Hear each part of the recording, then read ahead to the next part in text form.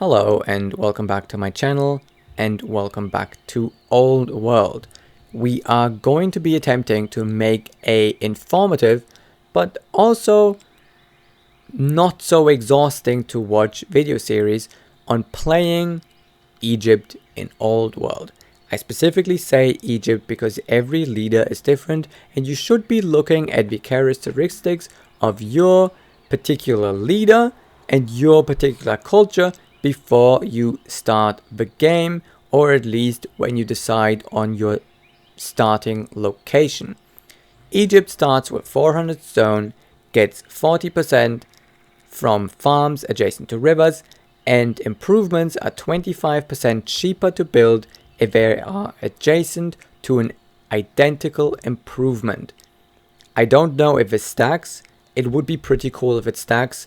I am going to act like it stacks until I know that it doesn't stack. Egypt starts with ironworking, stone cutting, and labor force. We have access to the Shrine of Ra, the Shrine of Osiris, the Shrine of Isis, and the Shrine of Neith. We also have these unique units, a light chariot and the Kushite cavalry, meaning we have a relatively strong cavalry unit that we can build relatively early into the game, and a stronger one even yet that we can build a bit later into the game. Cavalry is probably something that we're not going to build a lot of, but having it isn't a bad idea, at least for the late game. Early game, maybe not so much. The shrines are actually pretty powerful and can give you very good bonuses. Knowing what Egypt is good at is going to help us decide on what we want to do and form a little bit of a game plan. As Egypt, our goal isn't to build a military and dominate our neighbors. As Egypt, our goal is to build bustling cities, cultural hubs. We're trying to have a strong economy, build as many wonders as possible, and win the game by either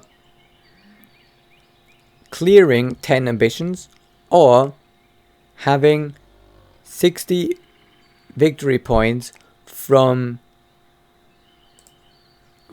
culturally advanced cities.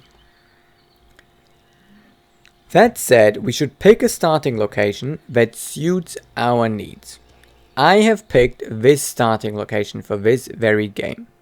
I will tell you exactly why I re-rolled for the starting location, which is something that I highly recommend that you do if you play on any difficulty that's higher, that's noble or higher.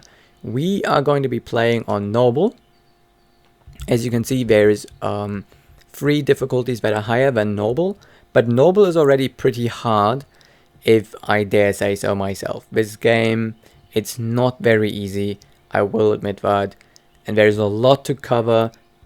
There will be things that I will brush over, just because I don't want to make everything too lengthy and too boring.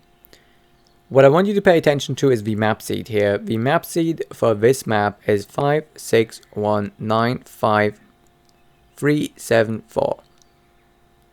If you want to play this map, this is the map seed. You can put that into the new game creation window when you start a new game, and you can play on this map. I've picked this starting location because one of my main goals when playing Egypt is having a lot of growth in either my first city or my second city. I think it is a lot easier to do in your first city because you can actually look at the starting location and then reroll if you don't like it. To reroll the map, you simply need to click New Map. The game doesn't give you a starting bias. So the game doesn't have any bias of what kind of start you get based on your culture. It's always random. But your culture has a bias based on what perks they have and what gameplay they have to what they would like to start out with. If you start as Rome, you might want to start with a lot of mines and not with a lot of growth. Though it is arguable that perhaps a lot of growth early on can help you snowball into the game by settling a lot of cities early on. As Egypt, we want luxuries, we want farms, we want quarries, and so on and so forth. So this city location, I think, is nice, even though we don't have access to a tile where we can build the pyramids on. And we're going to have to make sure that we build the pyramids. But even if we can't build the pyramids, we are almost guaranteed an early wonder because we start out with 400 stone. Okay, I think that's enough said about the early decisions on the map. Now that we have a good starting location with wheat resources next to rivers, a cluster of nice fur, and access to a couple moderately good quarry locations. It's debatable if that's a good quarry location. We can think about settling our first city. The first decision we're going to have to make is which tile we want to settle on. Keep in mind that you're going to have to spend an order to switch to a different tile. However, in our case, I do think we should be switching up to that tile up there, because there's only empty room here, empty room there. The mountain isn't really all that important. So the tile that gives us the most access to the resources around us is this one, because we do have access to both wheat.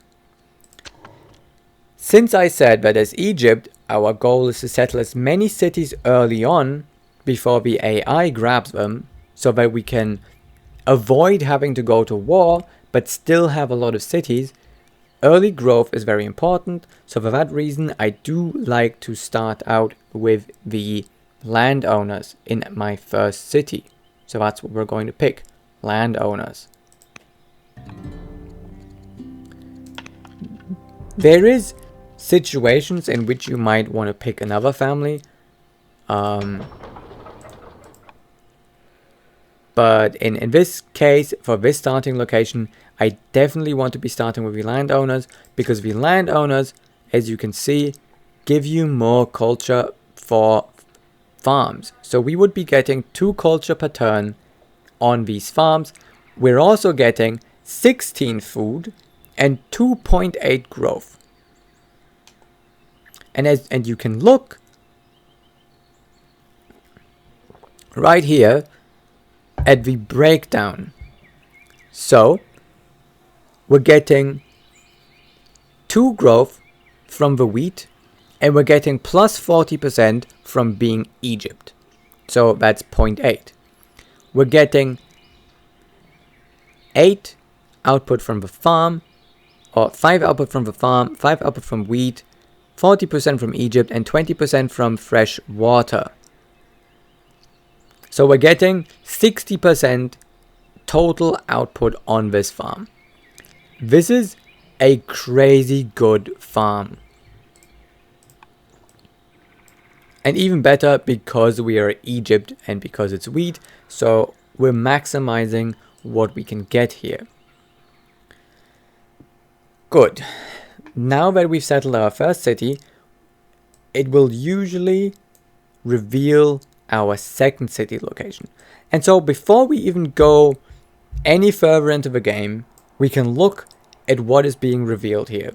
And what is being revealed here is that there's salt, which is good, because that means we already have 1, 2 luxuries that we can improve early on. There's also elephants here, meaning a little bit of gold and some orders, because if you improve elephants, you get half an order. If you then place a trapper on it, you get also half an order.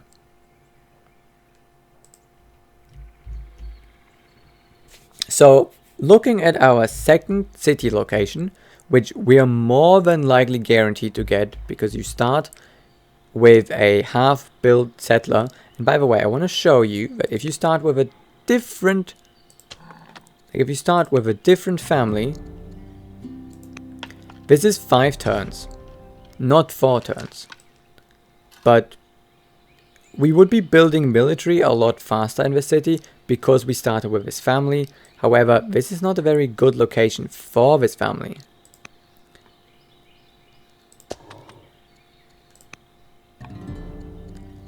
And our first city is basically our origin city, and we're going to mainly be building workers and builders in here. We're going to be building workers and settlers, maybe 1 or 2 warriors, although we might focus on simply building militia early on, because militia is strong enough to deal with most of the tribes and non-culture, non-civilization players, non-nation. Other players are called nations. You can see that in here. We are a nation, and there's other players who are a nation, but there's also tribes.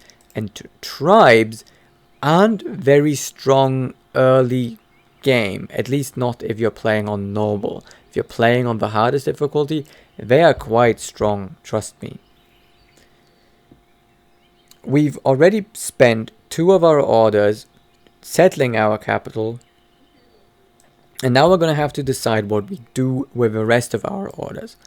Orders basically decide how much you can do. Moving this unit here, there, or there takes an order. Anywhere within this first ring takes an order. Our unit has free movement. You can see that at the top with the 3 little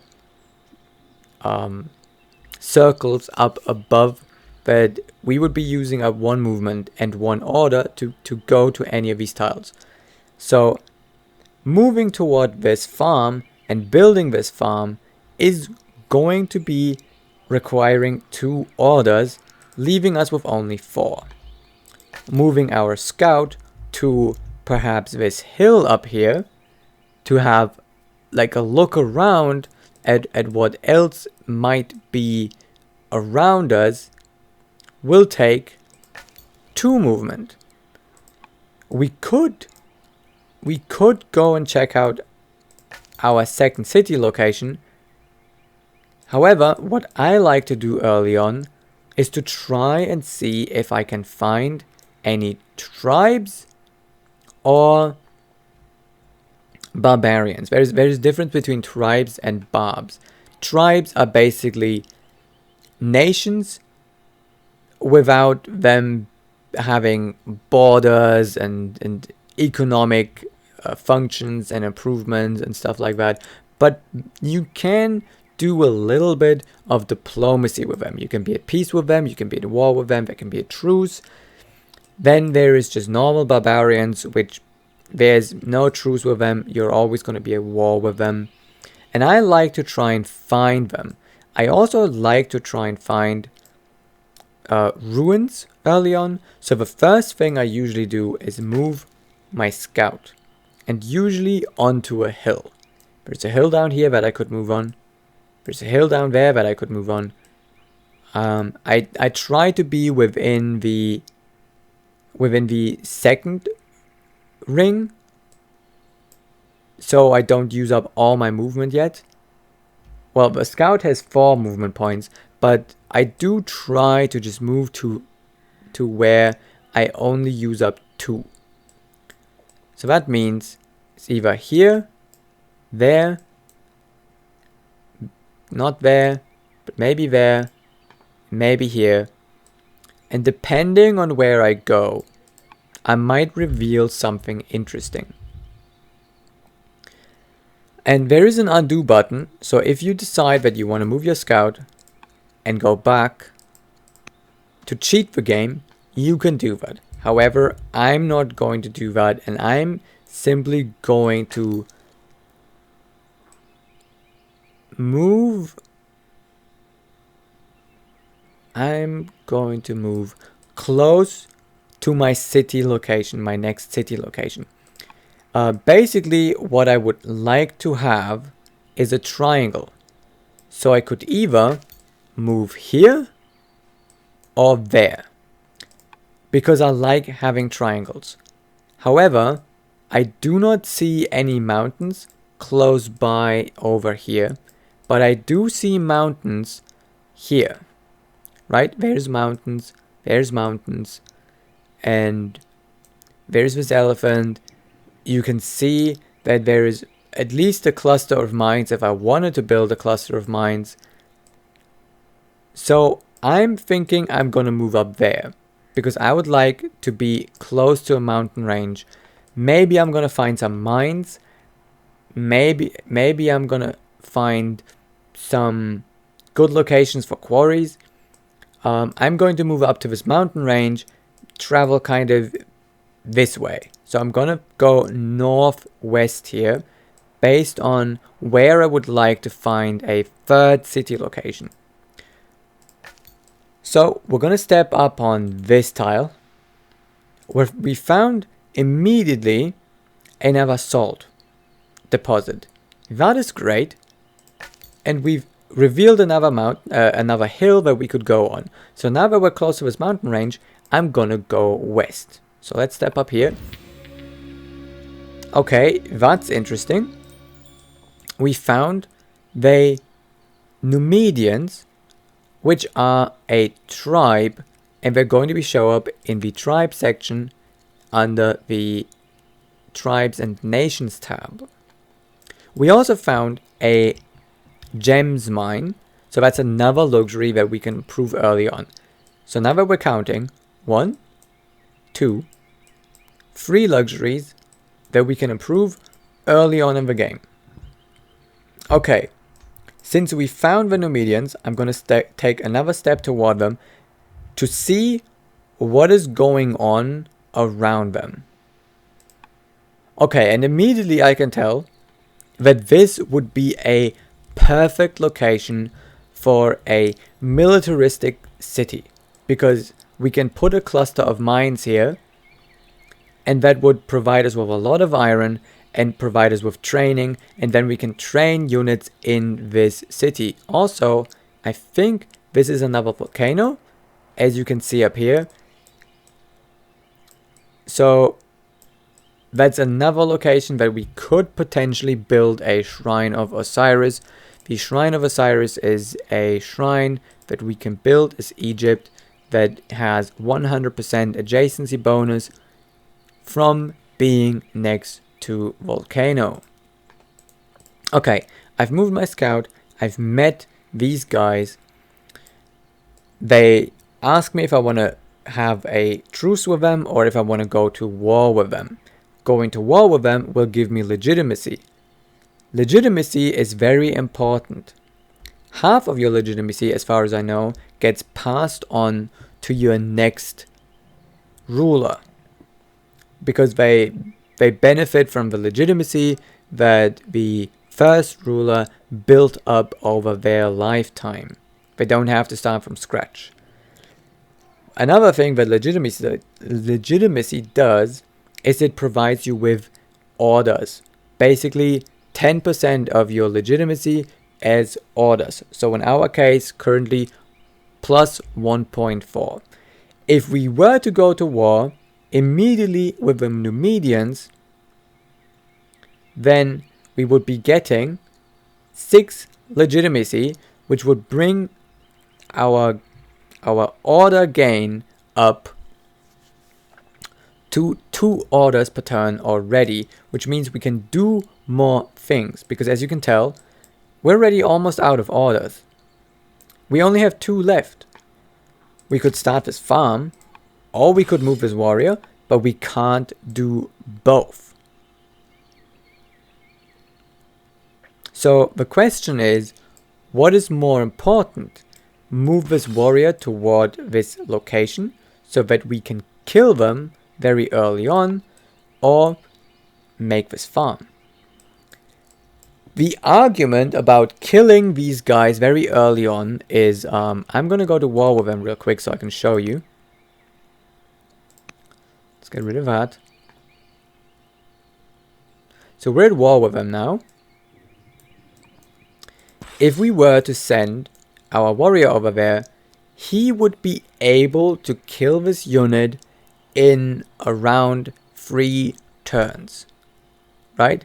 If you look, we step in there, we can kill this unit in 3 turns.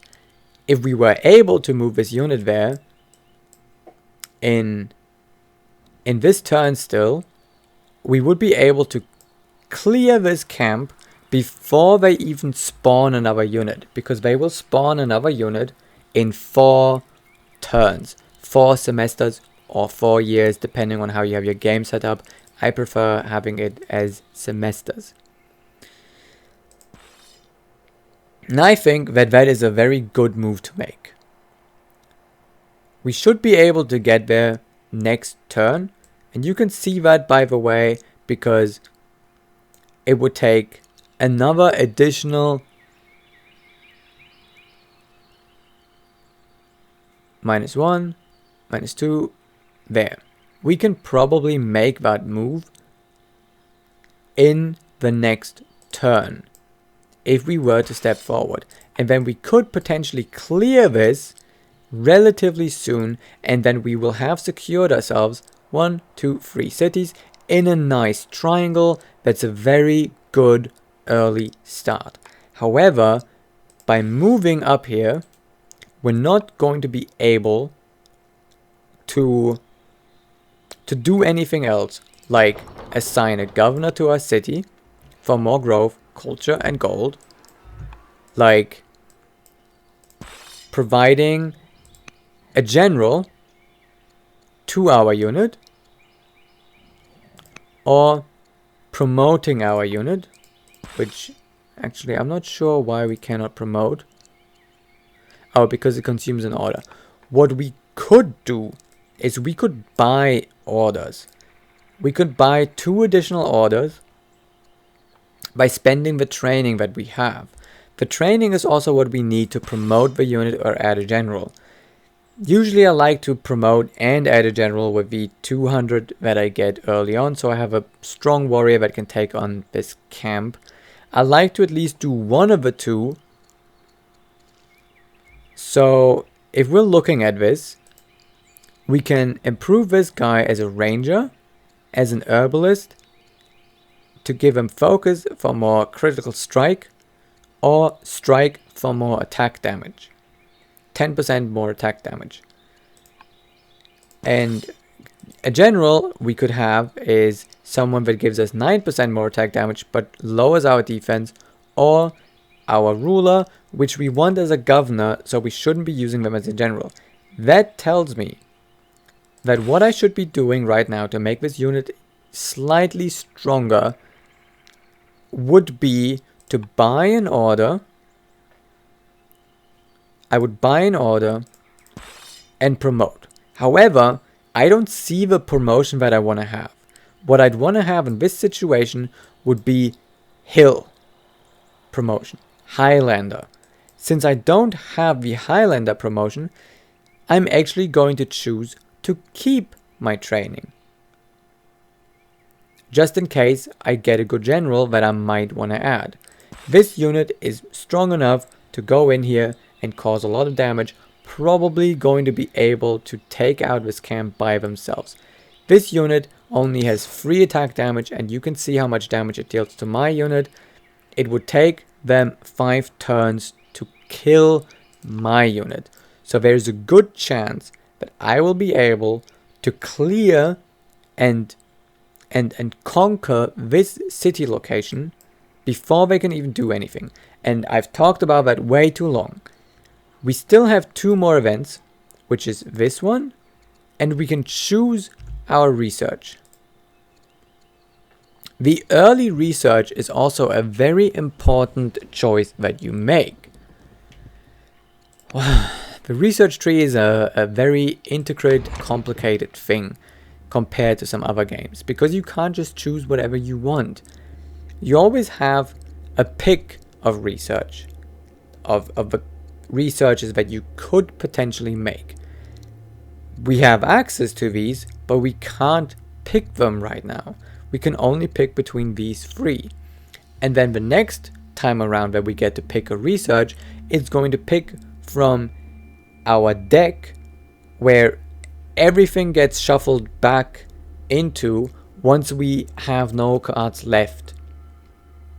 So right now, you have to think about this as you have research cards that you have researched, research cards that you can currently research, and research cards that you have in your discard pile. Any of these researches that you don't pick is going to be placed in your discard pile.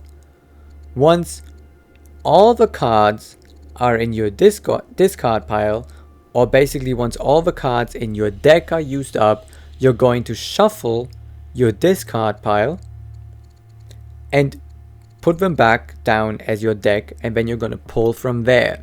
So basically you can know what researches you can pick if, for example, there's only one card in your deck still. We currently have no cards in our deck. So if we were to pick trapping, then the next time we can pick a research, divination, administration, polis, drama, husbandry, navigation, and phalanx would be in our deck. And we would likely get a choice of 4 of them, while the rest stay in our deck. What we don't pick from them is going to be placed back into our discard pile. So it's very important to think about what you pick. In this case, it's not so important because these aren't in our deck. They're in our discard pile. So we're guaranteed that we at least have a chance to research any of these next time around. What we need to decide on is if we want to have a chance at barracks, aristocracy, or rhetoric. That's a tough choice. And on top of that, we also need to decide if we want to have access to trapping, divination, or administration. Each of them adds value. If we go for administration, we can build a treasury early on in our first or second city. It will also open us up to having the epics law, which provides us with culture per every unit killed near us, or with exploration, which allows our scouts to move on water. I don't think this is very important, but the forum is very important. So is access to the archive. This down here is probably the direction that you kind of want to go with Egypt, this lower tree. But there's a lot of things that are really good to pick up in the middle tree as well, but also in the upper tree. All the research is very important. We just need to decide if we want to build shrines first, camps first, ranged units first, granaries first, or treasuries first. I think we don't need granaries. We have a very strong farming setup already, but this would make it even better, right? This would just make our farm setup even better. Divination will allow us to build our shrines early and start our religion early. Camps would allow us to improve our furs early on and our game early on. So it's a hard choice, really. It's a very hard choice.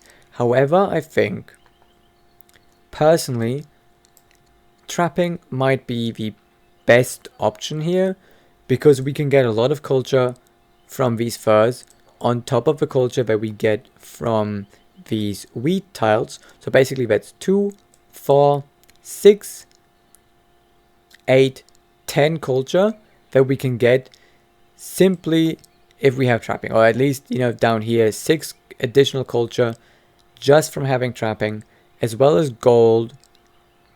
So very tempting to go with trapping to improve these early. Divination I don't think is the best choice. The game tells me the best choice is to go with administration, and I will agree that it's probably the best choice for us here as well, simply because moving toward rhetoric and forums is a very good idea.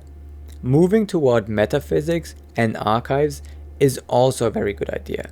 You do want to pick up aristocracy on your way though, so you can have an ambassador, and it's really good to have centralization so you can get 20%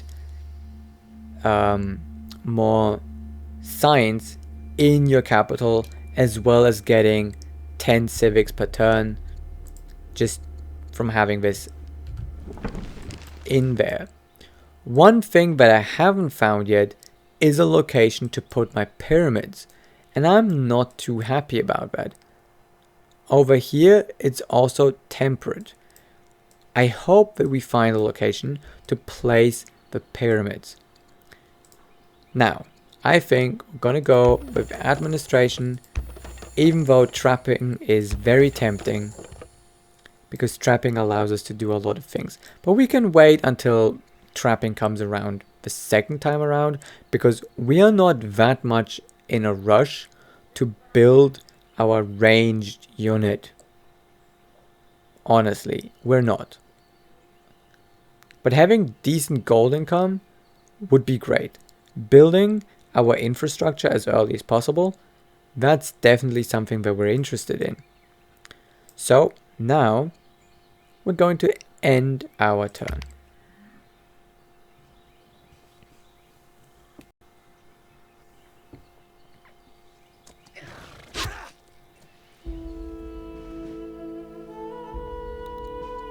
So our family tree actually starts out with us, our daughter, our late husband's concubine, and their son. Their son is now old enough to be educated, so we can pick an education for him, and depending on what we would like to do, we would pick something out of these. If we want to have a good general, this is what we would pick. If we want to have a good governor, we would probably pick politics. If we want to have a good economy and gold income, we would pick commerce. If we wanted to have a lot of science, we would probably pick that one. Personally, I think I will put my stepson, I guess you could call him, into politics, and my heir into philosophy.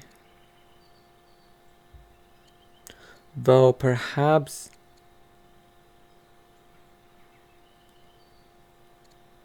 let's put my heir into politics.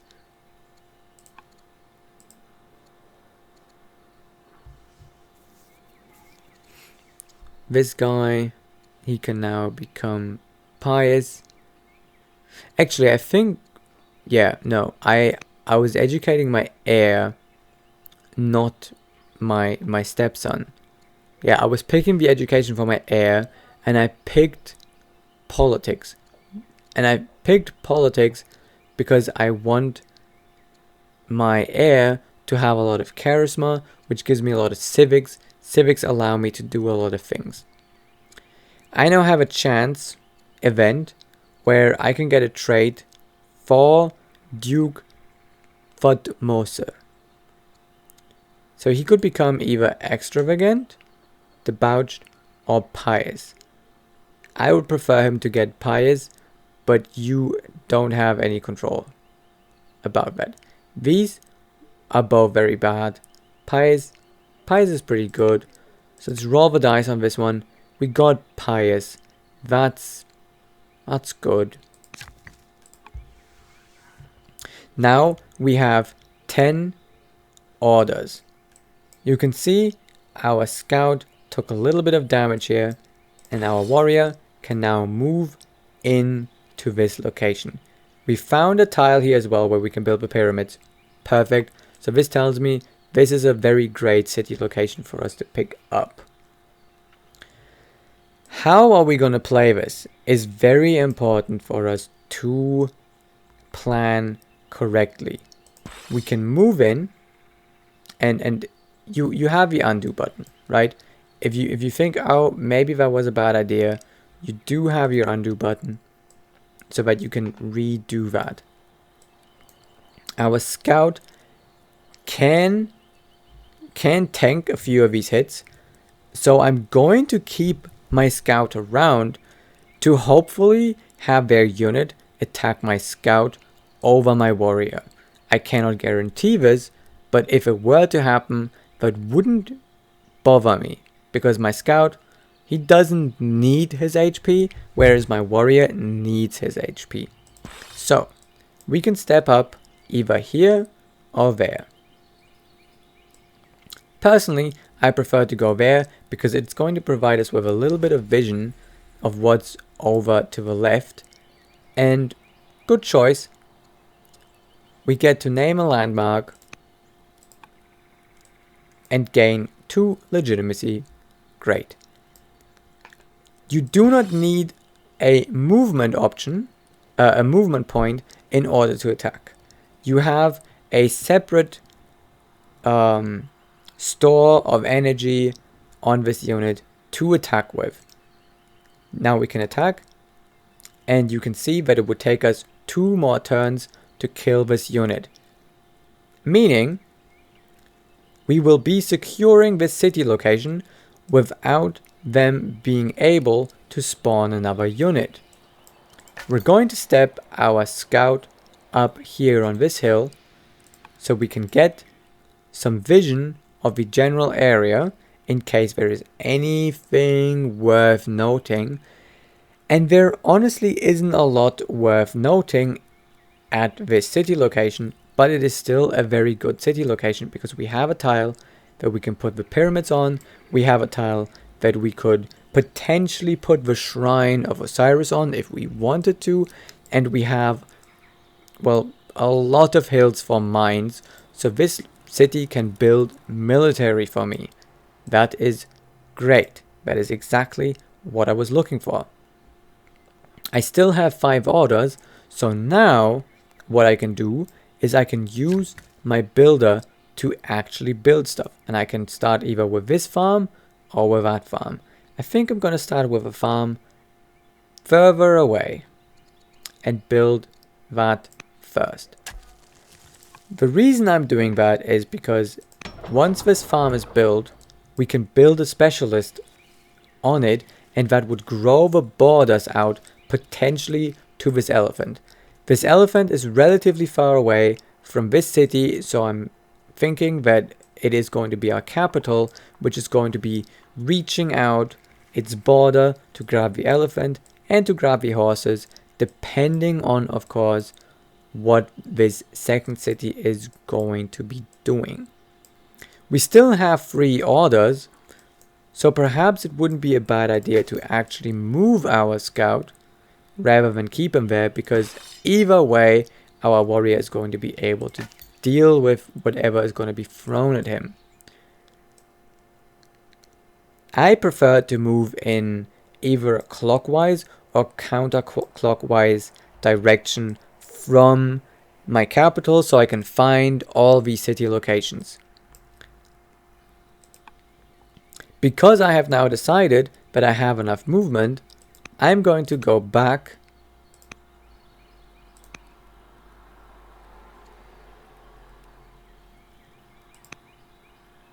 right, and we're going to attack, but instead of moving our scout there, we're going to be moving our scout over here.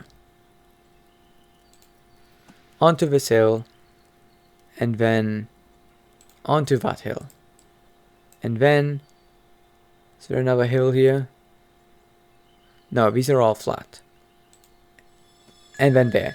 And voila, we found something worth our interest or our attention. Yes, it is a bit cheesy to undo your moves. However, I think that moving from here to there was so insignificant that I think it was fair to undo it so that we can preserve our orders. And now we can do this again. And the only difference that we made is that we decided that maybe we shouldn't be moving onto this tile, and instead we should move over there. When you're first starting to learn the game, do not be afraid of doing undos so you can make smarter choices. That is how you're going to learn the game.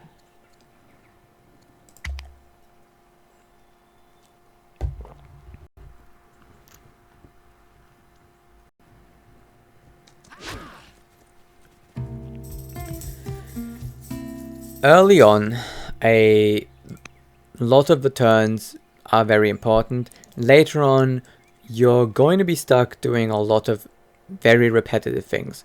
So the later episodes, I'm going to probably be brushing over a lot of things. This first episode, however, I wanted to have a lot of things